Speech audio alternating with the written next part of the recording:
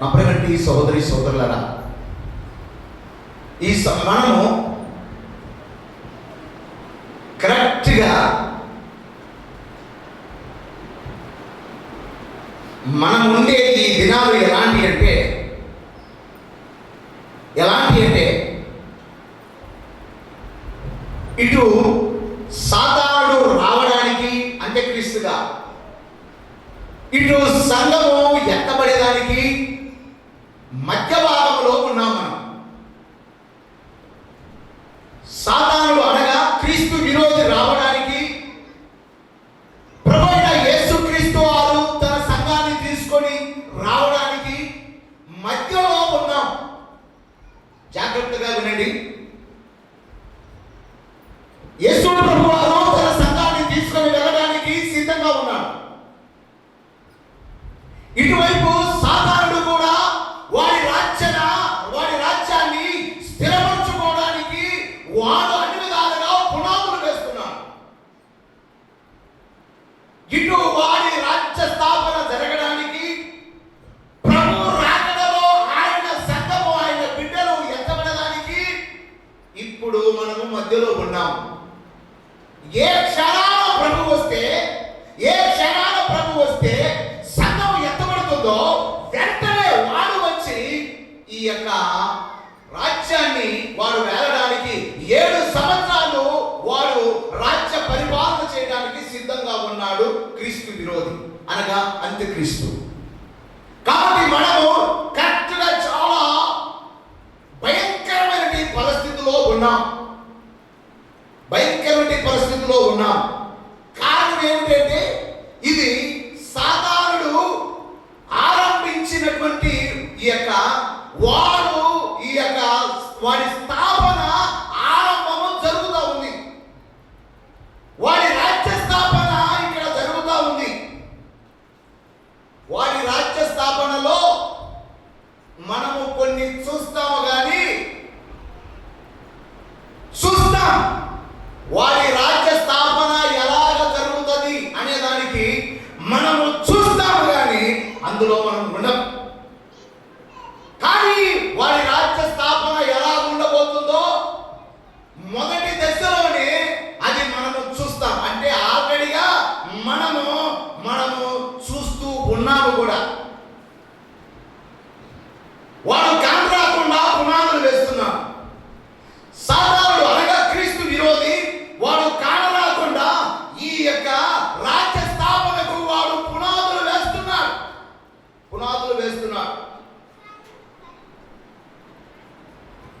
దానికి గుర్తు కూడా వాడు పునాదులు వేస్తూ ఉన్న సమయాలలో దేవుని బిడ్డలు కూడా ఎలాగ ఉంటారో, దేవుని యొక్క సంఘం కూడా ఎలాగ ఉంటుందో దేవుడు ముందుగానే లిఖించి పెట్టాడు.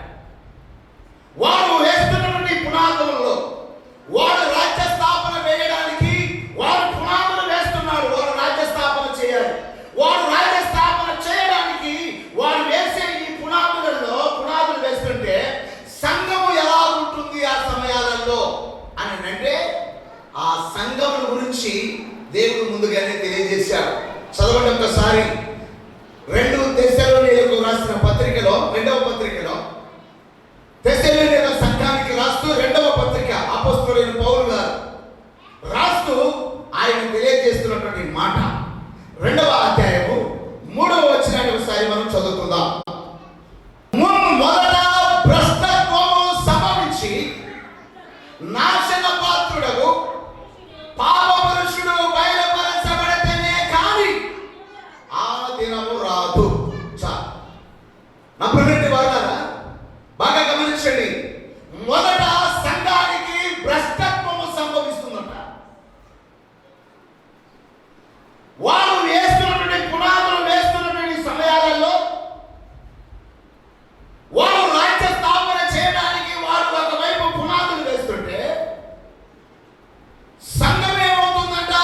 దేవుని బిడ్డలు ఎలా ఉంటారట? భ్రష్టత్వములోనికి వస్తారు. భ్రష్టత్వము సంభవిస్తుంది. మొదట భ్రష్టత్వము సంభవిస్తుంది. అంటే ప్రభు రాకడకు సూచనలు ఏమిటాయంటే ఒకవైపు వాడు పునాదులు వేస్తుంటే ఒకవైపు సంఘము భ్రష్టత్వము సంభవిస్తుంది.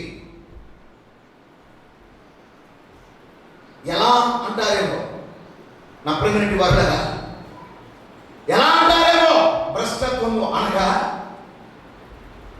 నామకార్థపు పరిస్థితి. దేవుని ఎడల భయం తొలగిపోతుంది, దేవుని ఎడల భక్తి తొలగిపోతుంది. దేవుని నమ్ముకున్నట్టుగానే ఉంటారు కానీ దేవుడి అంటే భయం ఉండదు, భక్తి ఉండదు. భ్రష్టులుగా మార్చబడబోతున్నారు, భ్రష్టులుగా మార్చబడతారు. ఎందుకంటే ఒకవైపుడు అంత్యక్రీస్తు వాడి యొక్క రాజ్య స్థాపన వేయడానికి, రాజ్య స్థాపన చేయడానికి వాడు ఒకవైపు పునాదులు వేసుకొస్తున్నాడు.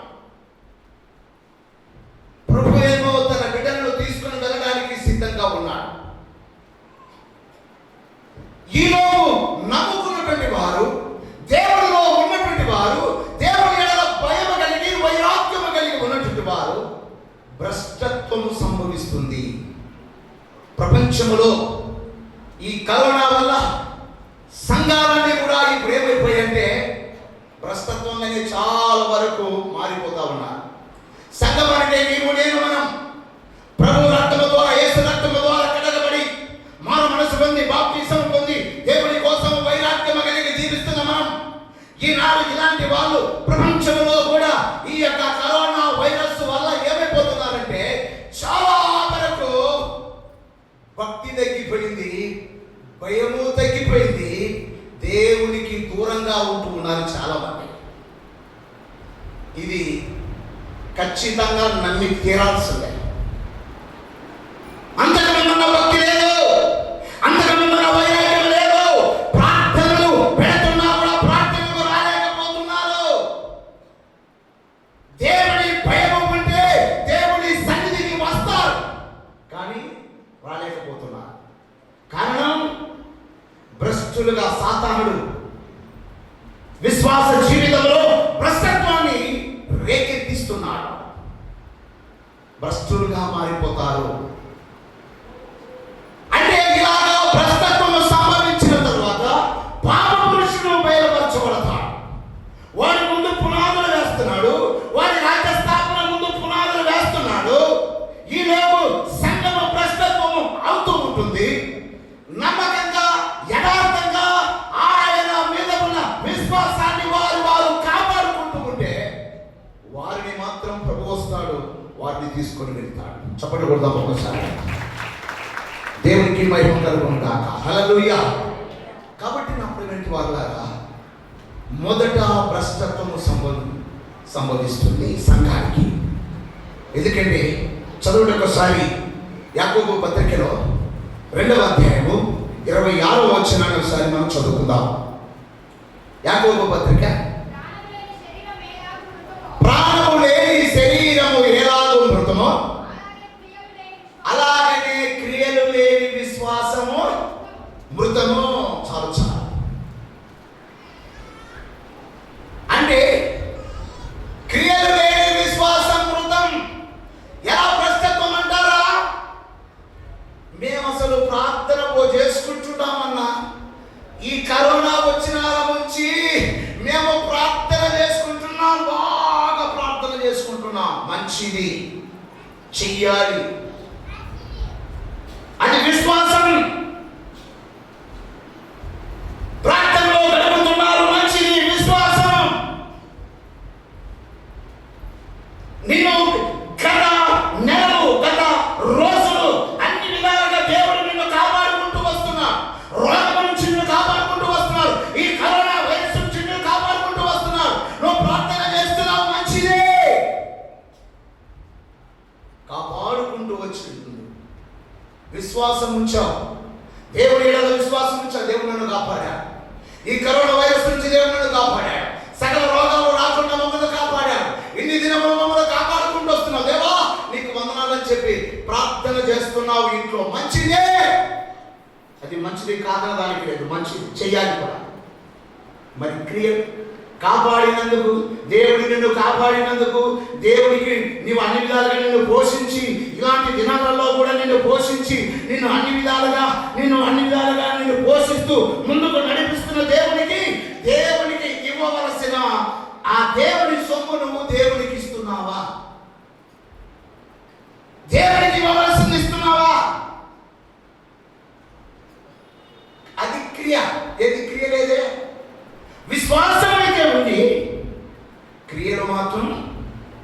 లేవు. నా ప్రియమైన వారలారా, క్రియలు లేని విశ్వాసము మృతము అంటాయి. అంటే సచ్చినోళ్ళతో సమానం. విశ్వాసం ఉంది, నువ్వు సంపాదించుకుంటావు, దేవుడు నిన్ను పోషిస్తున్నాడు కదా, దేవుడు నిన్ను పోషిస్తున్నాడు కదా, పోషిస్తూ నువ్వేమి పచ్చులే కదా, పచ్చుండి చనిపోలేదు కదా, దేవుడు నిన్ను పోషిస్తున్నాడంటే నీవు దేవునికి ఇవ్వవలసినటువంటి దేవుని సొమ్మును ఒకవేళ కృతజ్ఞత కదైనా దశమ భాగాలు లేకపోయినా కృతజ్ఞతనైనా ఇలాంటి దినాలలో కూడా దేవుని సొమ్ము నీ దగ్గర ఉండకుండా దేవునికి ఇస్తున్నావా? లేదు. దాన్ని క్రియలు అంటారు. దేవునికి స్తోత్రం, హల్లెలూయా. అంటే ఇవి లేవంటే దాని అర్థం సంఘం ఏమైపోయింది? భ్రష్టత్వం సంభవించినట్లా కాదా? సంఘములుగా నీవు నేను మనము అంటే మనము భ్రష్టత్వంలోనికి అడుగు పెడుతున్నామా లేదా? ఇది మనం జాగ్రత్తగా గమనించాలి. క్రియలు లేని విశ్వాసము మృతము. ఏమన్నా అక్కడ? ప్రాణము లేని శరీరము ఎలాగో మృతమో. ప్రాణము లేని శరీరం. ఇప్పుడు మనం ఈ శరీరం ఉంది, ఈ విధంగా ఉన్నాం. ప్రాణం ఉంది కాబట్టి తిరగలుగుతున్నాం, పలకగలుగుతున్నాం, మాట్లాడగలుగుతున్నాం, అన్ని విధాలుగా కదలగలుగుతున్నాం, చేయగలుగుతున్నాం. ప్రాణం లేకపోతే పడిపోతుంది, ఎట్లా ఉంటుందో అదే పరిస్థితి. ప్రాణం లేకపోతే ఇక పడిపోయిన పరిస్థితి. ఈ శరీరానికి ప్రాణము లేకపోతే ఎలాగో చచ్చిపోయిన విధానంలో ఉంటుందో మృతమో, అలాగే క్రియలు లేని విశ్వాసము కూడా మృతం.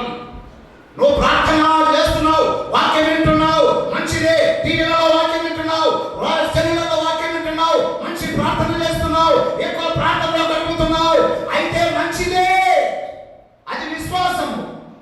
కానీ ఆ విశ్వాసం ఎలా ఉండాలంటే క్రియలతో కూడినదై ఉండాలి. క్రియలతో కూడినదై ఉండాలి. దేవుడు నన్ను ఇంతగా పోషించాడు, నన్ను ఇంతగా ప్రేమించాడు, ఇలాంటి భయంకర దినాల నుంచి నన్ను పోషించాడు. నాకు దేవుడు పోషించిన దానిలో నుండి నేను కొంత దేవునికి ఇవ్వాలి అని నేను అలాగా ఇవ్వగలుగుతున్నామా? అలా ఇచ్చిన వాళ్ళు క్రియలతో కూడిన విశ్వాసం. అది ఇయ్యలేని వాళ్ళు అంటే విశ్వాసం ఉంది కానీ క్రియలు లేవు. నేను ఒక కుటుంబం, నాకు తెలిసిన కుటుంబం, ఆ కుటుంబం నిన్న ఆదివారం మాత్రమే వచ్చారు. నిన్న ఆదివారం మాత్రమే వచ్చారు, పోయిన ఆదివారం వచ్చారు. ఏంటి బాయ్ అస్సలు నువ్వు కనపడటం లేదు, ఏంటి పరిస్థితి అంటే, అన్నా ఇంట్లో మేము భోజనం చేసుకుంటున్నాం, మన ప్రార్థన ఈ మధ్య కరువుని రాయకపోతున్నామన్నా అన్నాడు. మధ్యలో ఒకసారి కనపడినప్పుడు అందరూ ప్రార్థనకు వస్తున్నారు, నువ్వెందుకు రావట్లేదు అంటే, యాడన్నా కరోనా అని చెప్పి ఇంట్లో మేము కుటుంబ సమేతంగా మేము ప్రార్థన చేసుకుంటున్నామన్నా అన్నాడు. అంతకుముందు నమ్మకంగా దేవుడి సొమ్ము ఇచ్చేవాడు, దేవుడి సొమ్ము ఇచ్చేవాడు. ఈ 6 నెలల నుండి 6 నెలల నుండి వాడు ఇంట్లో ప్రార్థన చేసుకుంటున్నాడు కదా, మరి వాడు దేవుడు వాడిని కాపాడాడు కదా, కుటుంబం అంతా కాపాడింది కదా దేవుడు. మరి దేవుడికి ఇవ్వవలసింది వాడు కనీసం ఇవ్వవలసిన విషయాల్లో పావుభాగంలో కూడా కనీసం అందులో కూడా పొరపాటున కూడా దేవుడి సొమ్ము దేవుడికి ఇవ్వాలి. 6 నెలల నుంచి మనం పోషించబడుతూనే ఉన్నాడు, బాగానే ఉన్నాడు. ఏమంటాడంటే ఇప్పుడు నుంచి ప్రార్థన పరుడు అన్నాడు. అలాంటి వాళ్ళని ఏమంటున్నాడంటే దేవుడు విశ్వాసం అయితే ఉంది, ఏం లేవట, అయితే క్రియలు లేవు. విశ్వాసం ఉంది, క్రియలు లేవు. దేవుడికి కావాల్సింది క్రియలతో కూడిన విశ్వాసం. దేవునికి స్తోత్రం, హల్లెలూయా. అంటే ఇచ్చేదే కాదు, దేవుని సన్నిధికి రావడం కూడా క్రియలు, దేవుని సన్నిధిలో గడపడం కూడా క్రియలు. నా ప్రేమిటి వాళ్ళ మనకు విశ్వాసం ఉంటే సరిపోదు కానీ దానితో కూడిన క్రియలు మనకు ఉండాలి. విశ్వాసము లేని క్రియలు మృతము, విశ్వాసము లేని క్రియలు మృతము అని బైబిల్ చెప్తుంది. అంటే దాని అర్థం ఏమిటంటే సంఘం భ్రష్టత్వము సంభవిస్తుంది. సంఘం అంటే మనమే. అలాగా ఎవరైతే లేకుండా ఉంటారో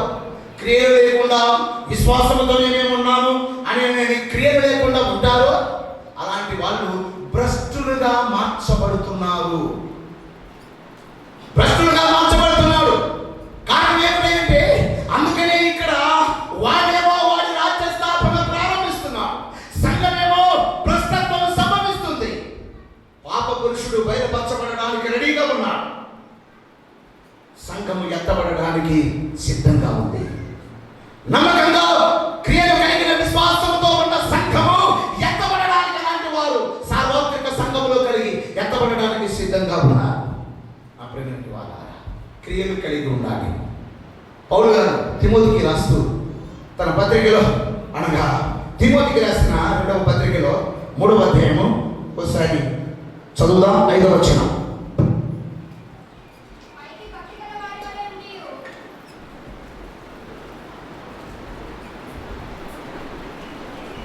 పైకి బాగా మంచండి. మేము మంచి ప్రార్థనలు పర్వాలేదు, మేము ఇంట్లోనే ప్రార్థన చేసుకుంటున్నాం, మేము మందిరానికి రాకపోయినా పర్వాలేదు, మేము ఇంట్లోనే బాగా ప్రార్థన చేసుకుంటున్నాం అంటున్నారు. క్రియలు లేవు. నెంబర్ 1 అలాంటి వాళ్ళంట మా పైకి మాత్రము భక్తి గల వారిగా కనపడతారు, కానీ దేవుని యొక్క శక్తిని మాత్రం గ్రహింపలేని వారుగా ఉన్నారు. పైకి భక్తి గల వారుగానే ఉన్నారు. మేము మంచి ప్రార్థన పరులము, మేము బాగా ప్రార్థన చేసుకుంటున్నాము, కరోనా వల్ల రాలేకపోతున్నాం మందిరానికి. కానీ క్రియలు లేవు. రాలేదంటున్నాడు, మంచిది రాలేదు, పాపం రాలేకపోతున్నావు, మంచిది.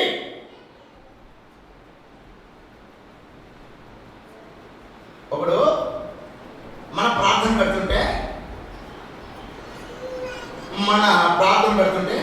మన డేవిడ్ వాళ్ళ అమ్మను ఎదురవుతుంటే, ఏంటమ్మా అక్కడ ఎదురవుతుంటే, మీరు ఇట్లాంటి టైర్లలో కూడా మీరు ప్రార్థనలు పెడుతున్నారా? కరోనా వచ్చి సస్తా ఉంటే ఇట్లాంటి టైంలో కూడా ప్రార్థన పెడుతున్నారా? మాకేమంతా మంచిదనిపించట్లేదమ్మా, మేము ఎంత భద్రంగా ఉంటున్నాము చూడు, దానికి భయపడి అన్నాడంట వాడు. ఇప్పుడు వాడి కూతురుకు వచ్చింది. ఏంటంటే ఎత్తకపోయేది నా ప్రెగ్నెంట్ వాళ్ళ. ఎందుకంటే దేవుని భయము కలిగి ఉండాలి. హల్లెలూయా. తర్వాత దాని కరోనా భయం కలిగి ఉండాలి. ముందు కరోనాకే భయపడతా ఉంది. దేవునికి దూరం అయిపోతే ఏమవుతుందంటే, నీవు భయపడు దానిని నీ దగ్గర రప్పించదు అనేది బైబిల్లో. హల్లెలూయా. కాబట్టి నా ప్రియమైన సహోదరి సోదరులారా, పైకి భక్తి గల వారిగానే ఉండి శక్తిని ఆశ్రయించలేని వారిగా ఉన్నారు. జాగ్రత్త, అలాంటి వారికి నీవు విముఖుడమై ఉండు తిమోతి అంటాడు పౌలు గారు. నా ప్రియమైన సహోదరి సోదరులారా, ఎందుకు నేను ఈ మాట చెప్తున్నానంటే, సాతానుడు ఇక్కడ వాడు పునాదులు వేస్తా ఉన్నాడు. వాడి రాజ్య స్థాపనకు పునాదులు వేస్తా ఉన్నాడు. వాడు వేసే పునాదులు అన్నీ మనము చూస్తాం, కానీ అందులో మనం ఉండకుండా ఉండాలి. హల్లెలూయా. మనం అందులో ఉండకూడదు, వాడి పరిపాలనలో మనం ఉండకూడదు. వాడు వేసే వాడి స్థాపనలు మాత్రం మనం చూస్తా. వాడి రాజ్య స్థాపన ఎజెండా ఏందో తెలుసా? వాడు ఈ లోకంలో అనగా సంఘం ఎత్తబడిన తర్వాత వాడు 7 ఏళ్ళు ఈ యొక్క లోకాన్ని వాడు పరిపాలించాలి. వాడు పరిపాలించాలంటే, వాడిని అందరూ చేర్చుకోవాలంటే, ప్రపంచమంతటా వాడిని మెచ్చుకొని వాడు ఈ రాజ్యాన్ని, ఈ యొక్క లోకాన్ని ఏలడానికి 7 సంవత్సరాలు వాడు ఒప్పందం చేసుకొని వాడు పరిపాలన చేయాలంటే, ప్రపంచమంతటికి వాడు మంచిగా ఉండాలి. వారి యొక్క ఈ ప్రపంచ స్థాపన అజెండా ఏంటి అంటే, వాడి యొక్క పద్ధతి ఒకటి మనం గమనించాం. ప్రపంచ శాంతిని కోరుతాడు. ప్రపంచమంతా శాంతిగా ఉండాలని కోరుతాడు. అందరూ సమాధానంగా ఉండాలి. ఒకళ్ళొకరు యుద్ధాలు చేసుకోకూడదు.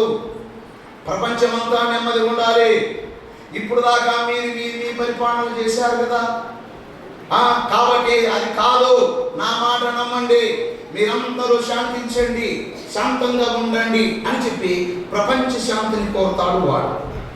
రెండవదిగా వాడు ఏం చేస్తాడంటే, అందరూ ఒకటే, సర్వమతాలన్నీ కూడా ఒకటే, ఒకటే మతం, అందరూ ఎవరికి ఇష్టం వచ్చినట్టు వాళ్ళు పంచుకోవచ్చు, చేసుకోవచ్చు. కాబట్టి సర్వమత సమ్మేళనం అంటే మతాలన్నీ ఒకటే అంటాడు వాడు. ఒక కొత్త మతం పెడతాడు. మతాలన్నీ ఒకటే, నువ్వు ఎట్లా కొలిసినా ఏం చేసినా ఒకటే. ఇప్పుడే లోకమంతా ఉంటుంది, అందరూ ఒకటేలేండి, ఎట్లా కొలిసినా ఒకటేలేండి అంటున్నారు.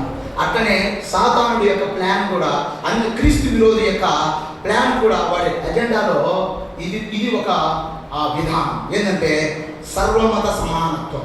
అన్ని మతాలు కూడా ఒకటే అంటాడు అని వాడు ఒక కొత్త మతం పెడతాడు.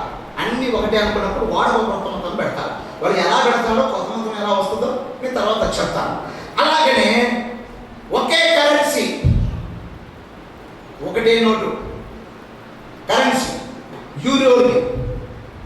యూరో నాణ్యం అనేది ఒకటే కరెన్సీ వస్తుంది. ఇప్పుడు మనకెళ్ళి ఒక డబ్బులు, ఇంకొక ఏరియాకి పోతే ఒక డబ్బులు, ఒక్కొక్క ఏరియాకి పోతే ఒక డబ్బులు.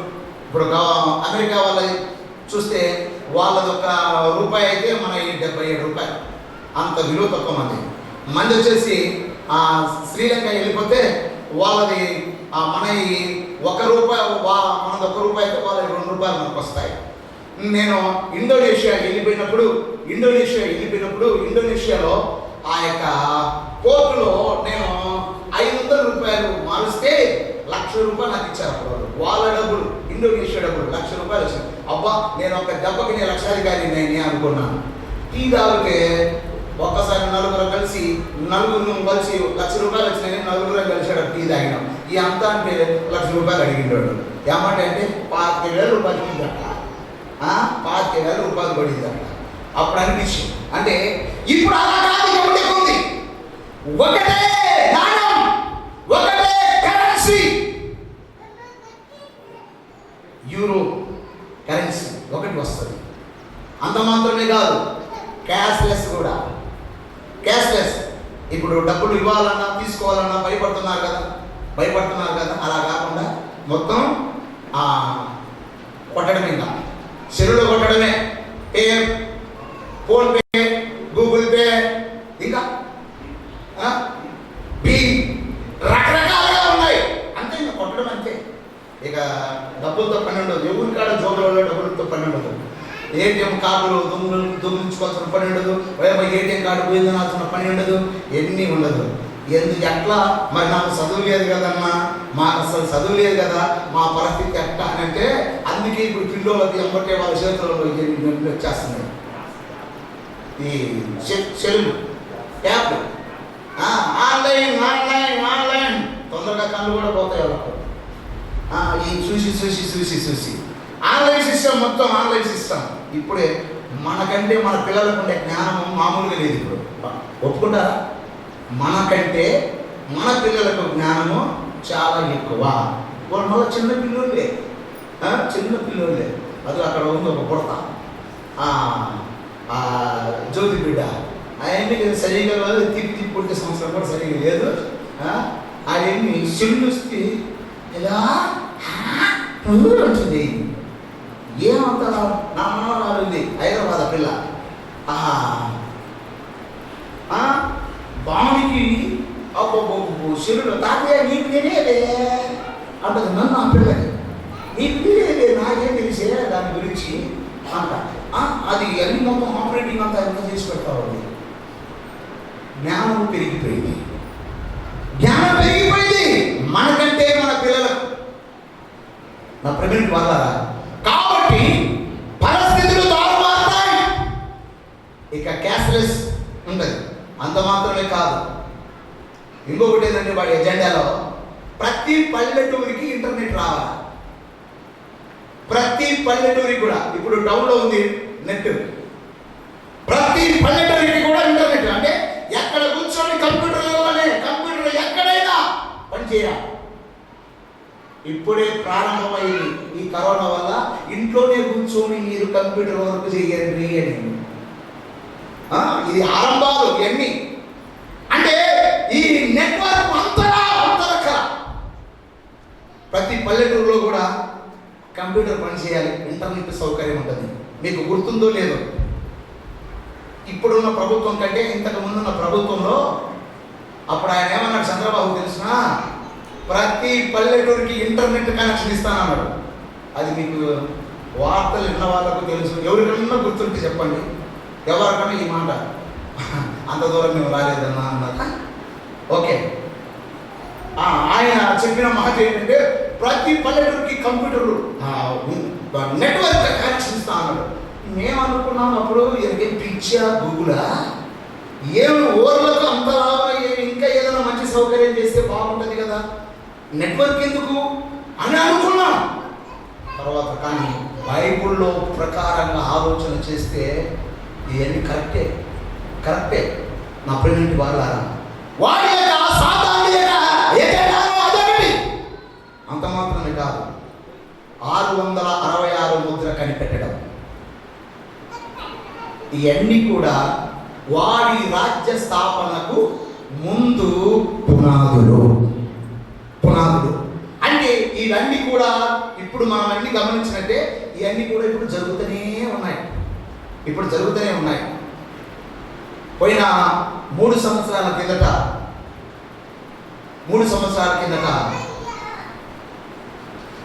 ఒక పెద్ద మీటింగ్ పెట్టినప్పుడు ప్రధానమంత్రులందరూ కూడా కలిసి ఈటకు ఆమోదించడానికి సంతకాలు చేశారు. నా ప్రెగ్నెంట్ వాళ్ళారా అంటే ఆల్రెడీగా ఇప్పుడు 666 ముద్ర కూడా బయటకు వచ్చింది. కానీ కొంతవరకు ఇప్పుడు బ్యాన్ అయింది, కొంతకాలం ఆపేశారు. ఆల్రెడీగా అదైతే వచ్చింది 666 ముద్ర కూడా కొంత బ్యాన్ అయింది, తర్వాత వస్తుంది అది కూడా. అంటే ఇవన్నీ కూడా ఆల్రెడీగా స్టార్ట్ అయినాయనంటే, ఇవన్నీ కూడా లైన్లోకి వచ్చాయనంటే వాడి పునాదులు వేస్తున్నాడు. అంటే ఇప్పుడు మనం అవి చూస్తా ఉన్నాం. దేవునికి స్తోత్రం, హల్లెలూయా. ఆరంభ దశలో ఉన్నాము. వాడికి పునాదులు వేసుకుంటే ఇది ఆరంభ దశ. ఈ ఆరంభ దశలో మనం ఉంటాం. కానీ ఎన్ని చూస్తున్నాము కానీ మనము వాడి స్థాపనలో మనం ఉండడం. దేవునికి స్తోత్రం, హల్లెలూయా. సంఘం ఎత్తబడుతుంది. సంఘం అంటే ఎన్ని జరుగుతున్నాయి కాబట్టి ఇక సంఘం ఎత్తబడడానికి అంతా రెడీ అవుతుంది. ఎప్పుడైతే సంఘం ఎత్తబడుతుందో ఎన్ని రెడీ అయినాయి కనుక ఇప్పుడు ప్రభు ఇక సమీపంగా ఉన్నాడు. ఎప్పుడైతే సంఘం ఎత్తబడుతుందో ఎత్తబడిన తర్వాత ఐక్యత కోల్పోతారు. ఇక ప్రపంచమంతటా ఐక్యత కోల్పోతారు. వెంటనే వాడు 3.5 సంవత్సరం ఇక్కడ ఈ భూమి మీద 7 సంవత్సరాలలో మొదటి 3.5 సంవత్సరం సమాధానంగా వాడు ముందేసిన ప్లాన్ ప్రకారంగా వాడి ఎజెండా ప్రకారంగా ఇక వాడు బయలుదేరుతాడు. బయటకు వచ్చేస్తాడు. ఇప్పుడు దాకా రాలేవాడు ఎక్కడున్నాడో, క్రీస్తు విరోధి ఎక్కడున్నాడో, ఎలా ఉన్నాడో ఎవరికి తెలియదు.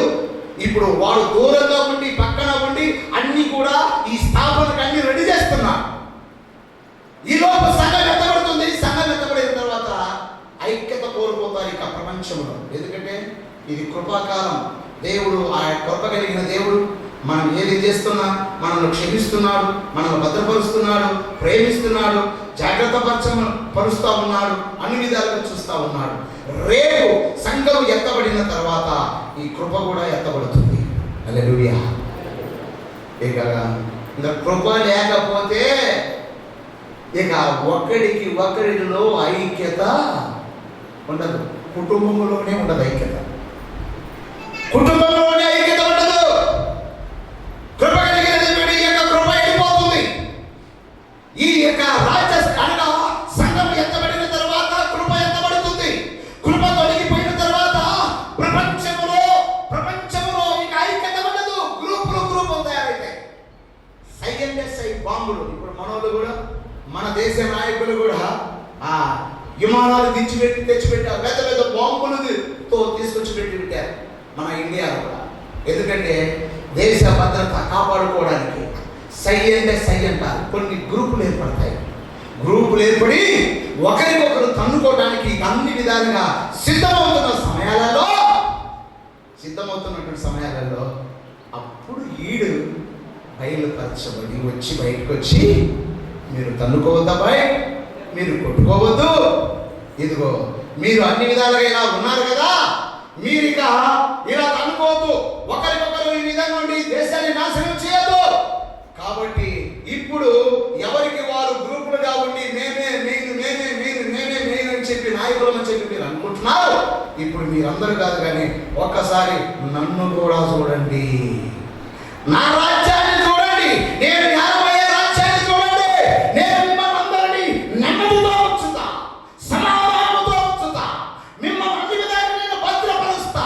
నా రాజ్యాన్ని నేనే, నా ఏలుబడిని ఒకసారి మీరు చూడండి అని చెప్పి వాడు ఏం చేస్తాడంటే, ఈ యొక్క క్రీస్తు విరోధి వెంటనే బయలుపరచబడి ఈ యొక్క ప్రపంచం అంతటిని శాంతిపరచడానికి వాడు అన్ని విధాలుగా ముందుకు వచ్చేసేస్తాడు.